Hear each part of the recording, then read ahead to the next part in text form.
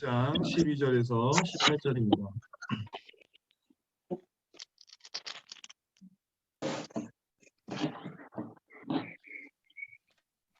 빌립보서 1장 12절에서 18절, 제가 17절까지 읽고 18절 말씀을 함께 읽는 방식으로 봉독하겠습니다. 제가 먼저 12절부터 읽겠습니다. 형제들아, 내가 당한 일이 도리어 복음 전파의 진전이 된 줄을 너희가 알기를 원하노라. 이러므로 나의 매임이 그리스도 안에서 모든 시일의 안과 그 밖의 모든 사람에게 나타났으니 형제 중 다수가 나의 매임으로 말미암아 주 안에서 신뢰함으로 겁없이 하나님의 말씀을 더욱 담대히 전하게 되었느니라. 어떤 이들은 투기와 분쟁으로, 어떤 이들은 착한 뜻으로 그리스도를 전파하니 이들은 내가 복음을 변증하기 위하여 세우심을 받은 줄 알고 사랑으로 하나 그들은 나의 매임에 괴로움을 더하게 할 줄로 생각하여 순수하지 못하게 다툼으로 그리스도를 전파하느니라. 함께 있습니다. 그러면 무엇이냐? 거칠애로 하나 참으로 하나 무슨 방도로 하든지 전파되는 것은 그리스도니 이로써 나는 기뻐하고 또한 기뻐하리라. 아멘. 네. 우리 이렇게 화면이지만 말씀을 함께 나눌 수 있는 자리에 함께하면 감사합니다. 우리 다시 한번 서로 좀 인사 나누겠습니다. 반갑습니다. 말씀 안에서 은혜 받으십시오. 하나님 감사합니다. 말씀으로 은혜 받읍시다. 네, 감사합니다. 네. 우리 하민이도 나왔네. 어떻게 괜찮나 모르겠습니다. 예, 강건하시면 좋겠고요. 제가 오늘 주신 말씀을 가지고 내가 당한 일이 도리어라는 제목으로 말씀을 함께 나누고자 합니다. 제 입장에서는 사실은 우리 성도님들의 얼굴 한 분 한 분을 보면서 말씀 안에서 교제하는 게 유익이겠지만 이렇게라도 할 수 있는 것이 감사합니다. 그럼에도 불구하고 사실은 조금 불편함이 있습니다. 뭐 화면을 다 볼 수 있는 것도 아니고 또 동시에 얼굴이 들어오는 것도 아니고 그러다 보니까 서로 주고받는 말씀의 교제는 충분하지 않은 것 같습니다. 그럼에도 불구하고 주시는 인내와 또 우리 안에 각자에게 주시는 도전들과 격려가 있으면 좋겠다라는 마음 가지고 말씀 나눕니다. 우리 지난주에 말씀 나눴던 것을 조금 기억하고 나오면 좋겠습니다. 우리가 지난주에 지식과 총명을 갖춘 사랑을 이야기 나눴습니다. 우리의 사랑, 다시 말하면 우리의 헌신의 행위는 지식과 총명을 갖춘 사랑으로 더 온전해져 가야 된다라는 말씀이 요지였죠. 이 말은 우리의 삶의 말씀의 묵상과 실천으로 다져진 사랑의 행위가 있어야 된다는 것이죠. 그것은 하나님의 뜻으로 채워져가는 성장과 성숙이 우리 신앙에 있어야 한다는 것입니다. 달리 말해서 지식과 총명을 갖춘 사랑이라는 것은 우리가 행위에만 머물지 않고 그래서 자기에 빠지고 점점 소진되어져 가는 것이 아니라 그리스도의 날에 우리가 하나님 앞에서 설 날을 준비해 가는 것이죠. 만약에 우리가 지식과 총명을 갖춘 사랑이 부재하게 되면 풍성한 삶을 누릴 수 없다고 말씀드렸습니다.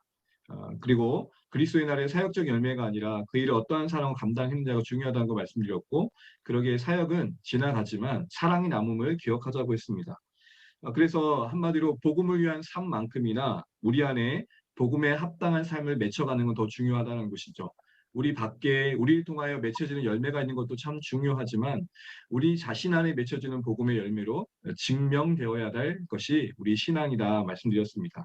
그러면서 갖춰진 사랑의 모습은 무엇이었습니까? 지극히 선한 것이 무엇인가를 분별하는 거였죠. 세상적인 가치관과 복음의 가치관을 가지고 분별해 가는 것이었습니다. 만약에 사랑에 이런 분별이 없으면 그 사랑은 때로는 집착이 되고 욕망이 될 수 있죠. 또 종말론적인 삶을 사는 거라고 했습니다. 이 말은 다시 말해 허락하신 삶을 사는 것이고 청지기적인 삶을 사는 것이죠. 우리에게 주어진 시간과 물질, 생명 모든 게 맡겨진 것이고 맡기신 하나님 뜻 안에서 흘려보내야 될 것들이다라는 거였습니다. 만약 이런 관심이 없으면 우리의 사랑은 내 자신을 증명하는 도구가 될 수밖에 없습니다. 또한 우리의 사랑은 이런 묵상 중에 예수님을 닮아야 된다고 했습니다. 예수님을 닮음이 있다라는 것은 예수님이 어떻게 하셨을까? 예수님이 어떤 자세와 마음으로 섬기셨을까를 늘 고민하는 거죠. 예수님을 닮을 때 예수님을 따른 섬김의 삶이 행복하다라고 말씀드렸습니다. 만약 우리 사랑의 행위에 예수님을 닮음이 없다면 우리 사랑의 행위는 공허한 꽹가리와 같이 될 수밖에 없다라는 말씀을 드렸습니다. 그러면서 이제 오늘 본문의 말씀이 이제 바울이 본격적으로 권면을 시작하는 본문의 시작입니다. 그가 하고자 하는 말은 다른 것이 아니라 지금 그가 옥에 갇혀 있는 상황에 대해서 어떤 자세로 대처하고 있는지를 나누면서 같은 싸움을 하고 있는 빌립보 교회 성도들에게 그들도 같은 시선과 태도로 나아가기를 권면하는 거였습니다.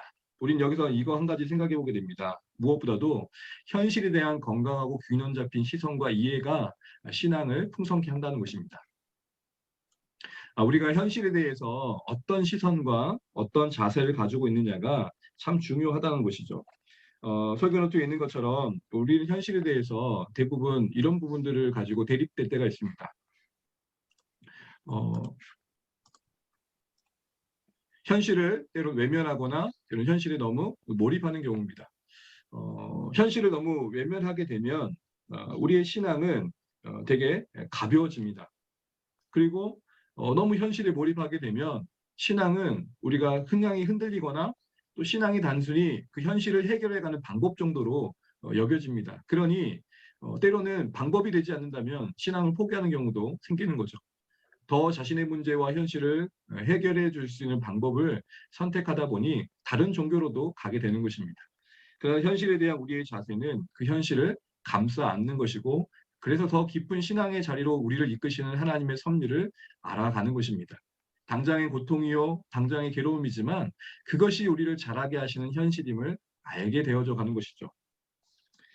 그러면서 우리의 신앙은 어떤 의미에서는 자신이 서 있는 현실을 믿음으로 참아내고 감싸 안고 고난에 참여해 가는 것일 것입니다.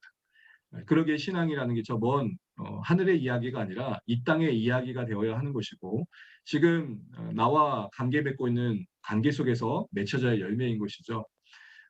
우리가 현실을 통해서 참아내고 또 그것을 감싸 안고 인내해가는 여정 속에서 우리는 설명할 수 없는 그 하나님의 지혜와 뜻을 알게 되고 그것을 통해 경험하는 신앙의 기쁨이 있음을 보게 되는 것입니다. 그래서 신앙의 기쁨이라는 것이 당장의 내 문제와 현실이 즉각 해결되는 데 있지 아니하고 기다림과 인내 중에 더 크신 하나님을 경험하는 데 있구나라는 항복 속에서 맛보는 것이구나라는 것을 알게 되는 것이죠. 또 하나 신앙의 세계 속에서 우리가 현실 속에서 생각해 볼 것들은 주님만 바라보는 신앙, 또 주님이 바라보는 현실과 주님이 시선이 머무는 것에 대한 직시로 대립될 수 있습니다. 이게 무슨 말이냐면 우리가 현실을 살면서 아까 신앙에서 현실을 감싸 안자고 있는데 그것은 다른 것이 아니라 주님이 바라보시는 시선으로 주님이 바라보시는 현실에 주님이 시선으로 함께 바라보는 것입니다. 우리의 신앙은 주님을 바라봐야 됩니다. 그런데 주님만 바라보면 안 됩니다. 너무 주님의 얼굴만 뚫어지게 보면 안 된다는 것이죠. 우리가 현실 속에서 신앙을 살아낸다는 것은 주님을 바라보는 것인데 더하여 주님이 향하신 그곳에 우리의 눈길이 닿는 것입니다. 주님의 눈길이 닿는 그곳에 우리 시선을 함께 맞추는 것이죠. 그럴 때 여러분, 우리의 신앙의 현실은 우리의 기도와 그 현실 속에서의 우리의 기도와 삶의 실천은 달라지게 된다라는 것입니다. 어쩌보면 우리의 신앙은 현실 속에서 너무 주님만 바라보고 있지 않는가. 어떤 그런 면에서 우리 현실에 하나님께서 요구하신 삶에 무반응은 아닌가 싶은 생각을 해보게 되는 것이죠. 이런 생각들을 가지고 오늘 바울이 그가 처한 현실 속에서 어떻게 그것을 대하고 어떻게 그 현실을 감내했는지를 돌아보면서 우리 신앙을 돌아보면 좋겠습니다. 한마디로 주님만 바라보는 신앙, 주님이 바라보시는 현실, 주님의 시선이 머무는 곳에 주님만 바라보는 신앙에서 주님이 바라보는 현실, 주님의 시선이 머무는 곳에 대해서 눈을 둔다는 것은 우리 눈물만 닦아달라고 하지 않고 누군가의 눈물을 닦아줄 신앙으로 자라가야 된다는 것입니다. 오늘 그것이 바울이 우리에게 도전하는 현실 속의 신앙의 모습입니다. 현실에 외면을 하고 또 현실에 너무 몰입하는 것도 아니고 그 현실을 감싸 안는 것입니다. 그 현실을 감싸 안는다는 것은 주님만 바라보는 게 아니라 주님이 바라보시는 현실에 그리고 주님이 아파하신 그곳에 함께 눈을 두고 마음을 두고 삶을 두는 것입니다. 바로 그것이 오늘 현실 속에서 신앙을 가지고 살아가는 우리에게 요구되어진 삶의 내용입니다. 그러면서 오늘 바울이 그가 처한 현실을 어떻게 해석해내고 있고 또 그 현실 속에서 경험하는 하나님의 은혜가 우리에게 무엇을 도전하는지를 생각해 보면 좋겠습니다. 일단 먼저 형제들아 내가 당한 일이라는 말씀을 보겠습니다. 우리 12절 말씀 한번 읽어보겠습니다. 시작. 형제들아 내가 당한 일이 도리어 복음 전파의 진정이 된 줄을 너희가 알기를 원하노라. 아멘. 여기서 여러분 형제들아라는 말씀을 주목해 보십시오. 이 형제들아라는 말씀은 제휴법적으로 사용된 것으로 자매들을 포함한 빌립보 교회 성도들 전체를 가리킵니다. 형제들아 그러니까 자매들이 섭섭할 수 있는데 자매들을 배제시킨 게 아니라 표현의 방법이라는 것이죠. 우리 여러분 제휴법이란 게 그 어떤 하나의 물건을 가지고 전체를 상징하는 거잖아요. 예를 들어서 빵을 달라 우리에게 그래서 빵만 달라는 게 아닐 것입니다. 먹을 음식 모두를 포함하는 하나의 개념인 것이죠. 어쨌든 교회를 향해서 이렇게 형제들아라는 지체 의식을 가지고 부르고 있는 모습을 보면서 바울이 여전히 교회를 가족으로 인식하고 헤아리는 따뜻한 시선을 보게 됩니다. 우리가 교회를 바라보는 시선은 어떠한가 한번 생각해 보면 좋겠습니다. 그런 의미에서 우리가 서로와 서로에게 이렇게 한번 좀 고백하면 좋겠어요. 이제 화면이다 보니까 좀 대안 얘기를 하는데 그래도 가족끼리 여러분 옆에 분들에게 이렇게 고백하면 좋겠습니다. 형제님, 자매님 한번 손잡아 주시고 얘기하면 좋겠습니다. 시작. 네, 형제님, 자매님, 네, 감사합니다. 네, 감사합니다. 네. 이처럼 교회 가운데 교회를 바라보는 그 따뜻한 시선이 우리 가운데 있는지 한번 점검해 보는 말씀이 됩니다. 그리고 이어지는 말씀을 보시게 되면 내가 당한 일이라고 하고 있는데 이 내가 당한 일이란 말은 현실적으로는 바울이 복음 때문에 옥에 갇혀 있는 상황, 그리고 재판을 기다리고 있는 상황을 말합니다. 이어지는 13절에서도 나의 매임이라고 이어지는 걸 보면 그 상황이 맞는 것입니다. 내가 당한 일이란 것은 그러기에 어떤 바울이 원함과 선택과 관계없이 처하게 된 상황인 거죠. 그냥 내가 옥에 갇혔다라고 하지 않고 그가 그의 현실을 당했다라고 표현한 것을 주목해 보여야 됩니다. 무슨 말일까요? 우리가 살아가는 삶의 현실이라는 것이 때로는 실제적으로는 우리의 선택 밖의 것들이 훨씬 더 많다라는 것이죠. 소위 뜻밖의 것들이 참 많다라는 것입니다. 여러분 어떠세요? 여러분의 현실은 어떠신 것 같습니까? 그렇지 않습니까? 우리가 살아가다 보면은 내가 계획했고 내가 뜻했던 것들보다는 훨씬 더 그렇지 않은 것들을 더 많이 만나게 됩니다.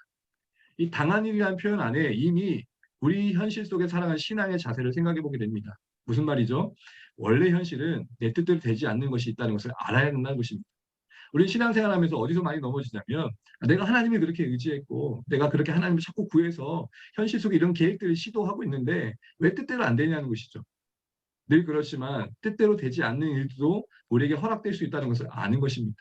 여러분 지금 우리가 겪고 있는 고통스러워하는 모든 현실 속에 선택이 어디 있습니까? 나의 어떤 인생의 배경, 또 내가 지금 짊어져야 어떤 짐들, 또 우리 모두가 지금 함께 감당하고 있는 코로나의 상황 다 선택한 게 아닙니다. 찾아온 것이며 마주하게 된 것이며 맞닥뜨리게 된 것이 맞는 것이죠. 그러니 너무나 현실 세계를 좁게 생각하면서 내가 조정할 수 있고 조율할 수 있고 통제할 수 있다는 생각을 하는 것 자체가 신앙 안에서의 현실의 잘못된 이해일 수 있다는 것입니다. 여러분 그런데 오늘 이 맞닥뜨리는 현실 속에서 바울이 교회를 향해 어떤 시선을 갖기 원했을까요? 일단 내용적으로 먼저 보게 되면 오늘 바울이 당한 일이라고 하는 그 현실 속에서 교회가 자신을 바라보는 시선에 대해서 두 가지를 염려하고 있는 걸 보게 됩니다. 먼저 이 바울이 옥에 갇힌 현실을 바라보는 교회의 시선은 무엇이었냐면 염려와 걱정이었습니다. 다시 말해 바울이 옥에 갇혔으니 그것도 저 대단한 사도가 옥에 갇혔으니 이제 복음 전파에 참 어려움이 있겠다. 방해가 될 텐데 어떡하지? 이런 생각을 했다는 거죠. 다시 말해 저 큰 대단한 사도가 복음의 일꾼이 옥에 갇혔으니까 이제 하나님 나라에 큰 어려움이 있지 않을까라는 생각을 했다라는 것입니다. 또 하나의 생각과 시선은 낙심과 실망스러움이었습니다. 저렇게 복음을 위해서 용쓰고 있고 애쓰고 있는데 결국 그 현실적인 보상이라는 것이 옥에 갇히는 정도인가라는 것이죠. 여러분 우리는 어떠세요? 오늘 이 교회가 가질 수 있었던 이런 시선들에 대해서 바울이 이야기를 하고 있는데 여러분 우리 어떻습니까? 이 동의가 되십니까? 바울이 빌립보 교회가 자신이 옥에 갇힌 상황을 이렇게 보고 있는 것들을 염려하고 있던 것입니다. 그리고 그런 시선이 바뀌길 원했던 것이죠. 우리가 빌립보 교회 입장에 있다면 바울이 옥에 갇힌 상황이 어떻게 이해되셨겠습니까? 당장에 그의 옴짝달싹을 쓴 상황이 우리에게 여러분 어떻게 와닿으셨겠어요? 근데 바울은 이런 상황에 대해서 오늘 우리에게 다른 관점을 갖기를 원하고 있고 그것이 현실을 바라보는 신앙의 자세여야 된다라고 이야기를 합니다. 그 다른 관점은 무엇일까요? 이어지는 말씀에서 보게 됩니다. 도리어 복음 전파에 진전이 되었다는 것을 말합니다. 여러분 12절의 도리어라는 말의 의미는 전혀 다른 시각과 관점에서 바울이 처한 상황을 교회가 바라보도록 요구하고 있는 것입니다. 여러분 진전이란 말은 뭐냐면 길을 닦다라는 말인데요. 이것은 당시에 로마 군병 부대에 관한 용어였습니다. 여러분, 로마가 대단한 제국의 역사를 쓰지 않았습니까? 그 전쟁사에 로마 같은 나라가 없었다고 할 정도잖아요. 근데 로마의 가장 중요한 문이기 중 하나는 아시는 것처럼 전차였습니다. 그럼 전차가 달리려면 뭐가 필요하죠? 이 길이 필요하겠죠. 그래서 여러분, 길을 내는 것이 로마에게 가장 중요한 일이었고, 로마 군사 작전에서는 그 길을 내는 작업에 있어 공병 부대가 앞서서 행했던 것입니다. 여러분, 이제 군대에 갔다 오시면 잘 알겠지만 이 공병들이 하는 것이 장애물을 개척하고 그 앞서서 길을 개척해가지고 뭐 지뢰 같은 것들을 제거해가지고 본 부대가 나아가는 길을 확보하는 거죠. 새로운 길을 내는 게 가장 중요한 또 공병의 역할이기도 합니다. 바로 이 진전이란 말이 길을 냈다는 것입니다. 오늘 바울이 자신이 갇혀있는 상황을 향해 염려하고 있고 걱정하고 있고 때로는 정말로 저게 하나님께서 이 하나님이 함께 하신 인생인가라고 실망스럽게 바라보는 그들에게 중요한 인사이트 하나를 줍니다. 너희는 내가 매여 있는 것이 그렇게 바라봤지 모르지만 실제로 내가 지금 경험하고 있는 것은 너희가 보는 것과 너무 다르다. 도리어 그것은 진전이 되었다. 무슨 말이냐? 하나님께서 매여 있는 이곳에서 나도 생각할 수 없었던 새로운 길을 열어가고 계신다. 너희가 그것들을 좀 보면 좋겠다라는 이야기를 하는 것입니다. 제가 오늘 설교로 표현을 하지 않았지만 이 진전이란 말을 영어 성경에서는 이렇게 표현하고 있습니다. The greater progress. 무슨 말입니까? 정말 하나님이 아니시면 할 수 없는 길들이 열렸다. 이런 것입니다. 이 great란 말은 하나님만이 하실 수 있는 일들이거든요. 하나님만이 여실 수 있는 방법이 열렸다라고 이야기하는 겁니다. 어찌 보면 교회가 너희 볼 때는 복음 전파가 지체되거나 방해받게 되는 것을 보일지 모르지만 나와 하나님께서 함께하지 않은 것처럼 비춰질지 모르겠지만 이 지금 상황은 새로운 복음 전파의 기회가 되고 있고 새로운 길이 열렸다라고 이야기를 합니다. 그 증거를 뭘 이야기합니까? 13절, 14절에 두 가지를 얘기하는데요. 먼저 13절 말씀입니다. 우리 13절 말씀 함께 읽어보겠습니다. 시작. 이러므로 나의 매임이 그리스도 안에서 모든 신비함과 그 밖의 모든 사람에게 나타났으니. 이어진 13절의 진전의 증거가 뭡니까? 첫 번째로는 바로 그가 매여 있지만 오히려 그 매인 상황 때문에 거기서 만날 수 있었던 시위대, 로마 경비대이죠. 황제 경비대입니다. 황제 친위대입니다. 그리고 그 안에 있는 로마 사람들에게 복음이 증거되는 기회가 됐다는 것입니다. 증거가 된 것뿐만 아니라 열매를 맺게 됐다는 것이죠. 그래서 여러분, 빌립보서 맞춰질 때 이렇게 마칩니다. 4장 22절입니다. 한번 읽어보겠습니다. 모든 성도들이 너희에게 문안하되 특히 가이사의 집 사람들 중 몇이니라. 아멘. 13절처럼 황제의 친위대, 시위대 군인들에게도 그리고 그곳에 있는 로마 사람들, 그 핵심 그룹들에게도 복음이 증거됐는데 22절에 보니까 실제적으로 빌립보 교회의 성도들에게 안부를 묻고 있는 신자들 중에 바로 가이사의 집, 다시 말하면 황제 집 강문에 황제 로얄 패밀리인 거죠. 황제 집안의 사람들도 있다고 얘기하고 있습니다. 무슨 말이죠? 증거된 것뿐만 아니라 그 가이사의 집, 다시 말해 로마 황제 가문의 사람들 중에도 신자들이 생겼다는 것입니다. 바울의 매임은 방해받음이 아니라 로마 심장부의 복음이 전해지는 하나님의 새로운 이끄심이었던 것이죠. 사랑하는 성도 여러분, 이 말씀 혹시 기억하시는지 모르겠는데 저는 이 말씀이 좀 새롭게 다시 한번 와닿았습니다. 거듭 말씀드린 것처럼 우리 장로님, 우리 권사님의 어떤 가정의 기도와 또 교회의 어떤 허락과 함께하는 우리 성도님들의 동참 속에서 이루어진 이 결과물들 속에 저희가 하나님 앞에 순종할 수 있었던 말씀은 바로 이거였습니다. 바울의 매임이 매임으로 끝나는 게 아니라 복음을 위한 새로운 진전의 기회가 되어져 누구도 생각할 수 없었던 영원 구원의 길을 개척했던 것처럼 오늘 주안의 교회의 개척과 파송의 여정이 진전의 여정이 되면 좋겠다. 아니, 하나님께서 그렇게 새로운 길로 이끄셔서 복음을 위한 새로운 방법들을 열어가신다. 복음이 전해지는 하나님의 새로운 이끄심을 경험하게 하신다. 이게 바로 제 마음의 감동이었고 그게 오늘 사실은 여기까지 오는 순종의 걸음의 이유 시작이었습니다. 다시 한번 빌립보서 말씀을 보면서 우리 교회 우리 모든 가족들의 마음에도 이 12절에 이 복음의 진전이란 말이 가슴 깊이 세워지면 좋겠습니다. 하나님은 메인 상황 속에서도 새로운 길을 열어가신다. 우리도 생각할 수 없는 방법들로 예비하신 영혼들을 불러내시고 그 일을 이루신다.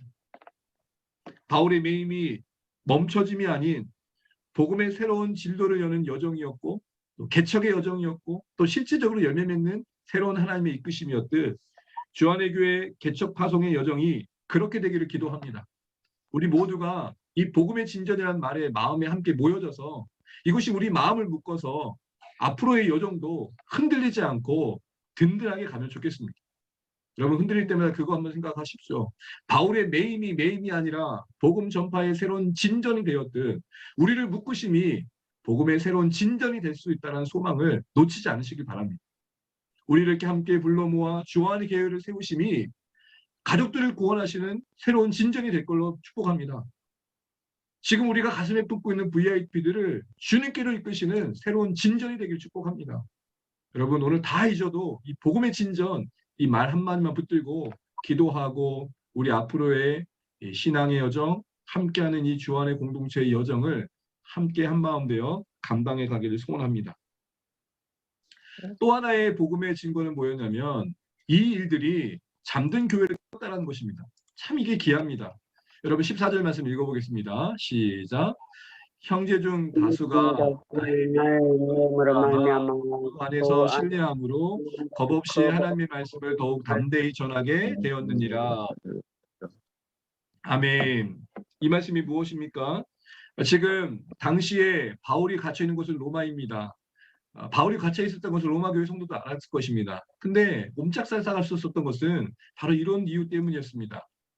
바울이 지금 옥에 갇혀서 변명하는 과정 속에 복음이 증거됐지만 우려했던 것은 당시 황제를 신의 아들로 숭상했던 로마 가운데 예수님이 하나님의 아들 되심을 증거하는 복음이 전해졌을 때에 혹시 이것이 기독교의 신앙의 행위와 복음 전파의 행위가 반로마적 성동으로 비춰질 수 있었던 우려가 있었고 이런 상황 속에 교회가 어려움을 겪을까에 대한 염려가 있었습니다. 그러니 쉽게 움직일 수 없었던 것이죠. 그런데 여러분 바울의 매임 속에 맺혀진 이 새로운 복음의 진전의 열매로 로마 그 중심부에 복음이 역사하고 있다는 소식을 듣게 된 로마 교회가 그들이 깨어 일어나서 열심을 내는 방향으로 나타났다는 것입니다.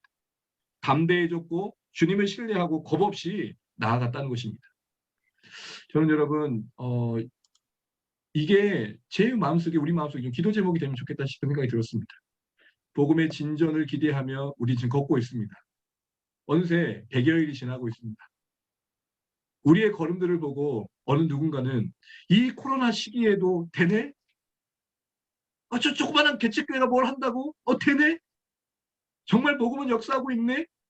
그래서 잠들어 있는 교회를 깨우는 데 쓰임받는 주안의 교육이 되기를 축복합니다. 뭔가 시무룩해 있고 움츠러져 있고 아닌 것 같은 이 시기를 지나면서 우리 그냥 다만 잘 될 거야 라는 긍정론만 펼치는 게 아니라 진짜 복음이 진전되고 있는 모습을 우리가 보여줌으로 증거되어짐으로 아니 우리 안에 그 일을 이루시는 하나님이 나타나 주심으로 말미암아 안 된다고 하는 이 시대에 여전히 하나님이 일하셔 이 사실을 일깨워주는 복음의 증거가 있는 교회 되기를 축복합니다. 바로 이것이 오늘 교회 가운데 빌립보 교회 가운데 염려와 우려 그리고 낙심된 마음 실망스러운 마음 속에 일어나야 될 새로운 자세였던 것입니다. 그래서 바울은 결론적으로 이렇게 이야기합니다. 너희가 알기를 원한다. 이 말의 뜻은 교회여 현실을 다르게 바라보자. 그 현실을 감싸 안고 외면하지 말고 참여하자. 그곳에서 하나님은 여전히 일해 가신다. 이거를 붙들기를 원했던 것입니다. 다시 말해 바울은 자신의 매임 옥의 갇힘에 대해 빌립보 교회를 향해 신앙 안에서 같은 현실적 싸움을 할 수밖에 없는 그들이 다른 관점에서 그들의 현실을 바울과 같이 이해하고 믿음의 새로운 시도를 하기를 원했고 그걸 돕고자 하는 마음에 오늘 12절부터 15절까지의 권면을 했던 것입니다. 교회의 시선은 염려와 우려였죠. 거기에 대한 바울의 답변은 그렇습니다. 너희들이 복음의 진전을 보았지 않느냐. 염려하지 말아라. 놀랍게도 나는 매였지만 복음과 하나님의 능력은 매이지 않으면 내가 오히려 매임 가운데 알게 되었다. 도리어 내가 아무것도 할 수 없는 옥에 갇히는 상황 속에 있었기에 나에게는 복음이 더 복음으로 와닿을 수 있었다라는 것입니다. 여러분 이 말 주목하셔야 됩니다. 우리에게 가능성이 많으면 많을수록 그 열매는 그 가능성의 결과로 바라봐지게 될 것입니다. 우리의 언변이 뛰어나면 뛰어날수록 말은 은혜라고 하지만 내 말이 저 사람을 설득했다는 생각을 지울 수 없을 것입니다. 우리의 환경과 여건이 좋으면 좋을수록 말은 하지 않아도 그것 때문에 열매 맺었단 말을 지울 수 없을 것입니다. 아무것도 없는 상황은 그러기에 되려 하나님이 하셨다라고 말할 수밖에 없는 환경이 되는 것입니다. 그러므로 없고 부족하고 그래서 힘든 그 현실을 여러분 달리 봐야 됩니다. 왜냐하면 그렇기 때문에 하나님만이 하셨다고 할 수 있는 확고한 신념과 신앙이 열매 맺을 수 있기 때문입니다. 나에게 돌려드릴 영광이 없는 것이죠. 내가 감히 내세울 지분이 전혀 없는 것이죠. 두 번째로 바울은 교회가 갖고 있는 우려와 실망스러운 마음을 알았습니다. 그렇게 말합니다. 낙심과 실망스러운 마음을 그들은 이렇게 얘기합니다. 교회여, 희한하게도 너희들이 볼 때 나는 기쁘지 않을 것 같지만 복음을 열심히 산 열매가 고작 옥에 갇힌 것인 것에 대한 낙심으로 기쁘지 않게 살 것처럼 받아봤을지도 모르겠지만 나는 오히려 새로운 기쁨을 누리고 있다. 분명 나는 여전히 옥에 갇혀 있지만 나는 이 옥에 갇힌 상황 속에서 경험되어지는 놀라운 하나님의 능력과 그 크신 하나님의 지혜와 뜻에 항복된 마음으로 하나님 때문에 그 복음의 승리 때문에 또 다른 기쁨을 누리고 있다. 다시 말해 교회여, 환경과 상황을 능가하는 기쁨이 복음과 하나님 안에서 가능하다는 것을 알기를 바란다. 이렇게 얘기하고 있는 것입니다. 사랑하는 성도 여러분, 거듭 다시 말합니다. 우리가 세상 속에서 보여야 할 기쁨이 무엇입니까? 누구나 가지고 있는 것, 소유하고 있는 것, 누리고 있는 그것들로 인해 기쁨을 말할 수 있습니다. 그러나 오늘 바울이 교회가 실망스럽고 낙심하는 마음으로 바라봤듯 복음을 위해 열심히 헌신한 대가가 고작 옥에 갇혀 저렇게 죽음을 기다리는 것밖에 안 된다라고 한다면 우리는 그것이 열매의 일이라면 누구나 낙심할 수밖에 없겠지만 오늘 정작 그 안에 있는 바울은 전혀 새로운 기쁨이 있다는 것을 우리에게 말하며 우리를 또 다른 신앙의 지평으로 우리를 부르고 있는 것을 기억하십시오. 사랑하는 주안의 가족 여러분의 모든 간구에 우리 하나님께서 신실하게 응답해 주시길 축복합니다. 그러나 설사 그렇지 않다 하더라도 하나님이 여러분을 사랑하심의 증거들을 마음 깊이 누리시고 복음 때문에 또 하나님 때문에 누리시는 그 기쁨으로 조건과 상황을 뛰어넘는 기쁨으로 여러분의 삶을 나타내 주시기를 부탁드립니다. 세상 말로 지질이 궁상맞는 나의 삶의 이야기지만 그 상황도 빼앗을 수 없는 내 안에 기쁨이 있다. 그대들은 나를 보며 어찌 저렇게 사노? 라고 말할 수밖에 없는 심력 끼치는 삶처럼 보일지 모르지만 내 안에는 당신들이 이해할 수 없는 기쁨이 있다. 그 기쁨이 오늘도 내 삶을 버티게 하고 있고 그 기쁨이 오늘도 내 삶을 살아내게 하고 있다. 이걸 보일 수 있기를 축복합니다. 몸이 아프고 여전히 감당해야 할 삶의 문제들이 있지만 그걸 외면하거나 피하거나 숨기려고 하는 것이 아니라 그런 현실 속에서도 살아낼 수 있는 기쁨이 하나님과 복음 안에 가능하다. 이걸 나타내 보이는 자리에 우리 인생이 있는 줄 아시고 그런 승리를 보일 수 있는 우리 모두 되시기를 바랍니다. 제가 개척 파송을 앞두고 안식월을 허락받고 한 달 동안 이곳저곳 교회를 가던 중에 서울에 있는 포커스 교회 이동구 목사님을 만나뵌 적이 있습니다. 그 교회 예배를 드리고 잠깐 교제 나눌 때에 여러 말들을 하신 중에 제 마음 지금도 깊이 남아있는 말 중에 하나가 이런 말을 하시더라고요. 제가 찾아뵀을 때 개척한 지 10년 차였습니다. 여전히 한 20, 30명 안 되는 성도님들이 모여 예배하고 있는 현장이었습니다. 물론 그 안에는 여러 가지 아픔들이 있었습니다. 이미 왔다가 떠난 성도들도 꽤 있었고요. 그러면서 지금 그 자리를 지키고 있는 이유를 이렇게 말했습니다. 연 목사님, 제가 지금도 이 자리에 있는 이유는 참 작은 기쁨들이 견딜 수 없는 그 고통을 견디게 하더라고요. 이렇게 얘기했습니다. 그 작은 기쁨은 다른 게 아니었습니다. 돌아서지 않을 것 같았던 VIP가 예수 믿게 되어지고 자주 일어났던 열매는 아니었으나 그들 중에 한 사람이 세례를 받고 그렇게 힘들었는데도 그 한 사람의 세례 때문에 모든 그 고통이 다 지워지더라는 겁니다. 그럼 바울이 지금 빌립보 교회에게 설명하고 싶었던 기쁨이 바로 그것입니다. 교회여, 너희는 매여있는 나를 보느니요. 그렇지 않으면 좋겠다. 이 매여있는 상황 안에서도 이 상황을 능가하는 기쁨이 가능하다는 걸 보이는 나를 보면 좋겠다.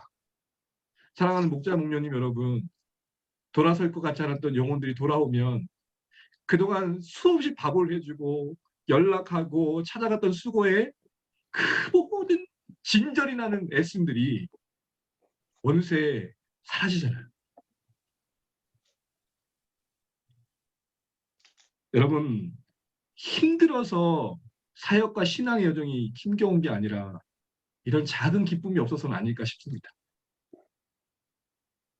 주 안의 가족 가운데 제가 염려하고 우려하는 바는 다른 것이 아닙니다. 한 걸음 한 걸음 내딛게 하는 그 작은 기쁨이 부재하여서 어느새 우리끼리도 식상하고 우리가 함께하는 것 자체가 무겁게 여겨질까 염려가 됩니다. 우리가 함께하는 이 여정 속에 그 여정과 여정의 마디를 이어가는 작은 기쁨들이 넘쳐나면 좋겠습니다. 오늘 예배 전에 작은 거였지만 우리 혜림자매가 입덧 때문에 힘들어했는데 설명할 수 없이 단 하루 만에 괜찮았더니 말이 저게 얼마나 위로가 되는지요. 주 안의 교회 가족의 기도에 응답하시는 하나님이시라는 것이죠. 우리 장로님 권사님 얼마나 애타는 마음으로 기도하셨겠어요. 네? 정말 그 간절한 기도가 목장에서의 기도가 함께했던 기도가 응답되는 것이잖아요. 이런 작은 기쁨들 이게 우리 가운데 경험되어지는 것이 주 안의 교회가 앞으로도 순례의 여정을 감당해가는 능력이 될 것입니다. 이제 말씀을 맺습니다.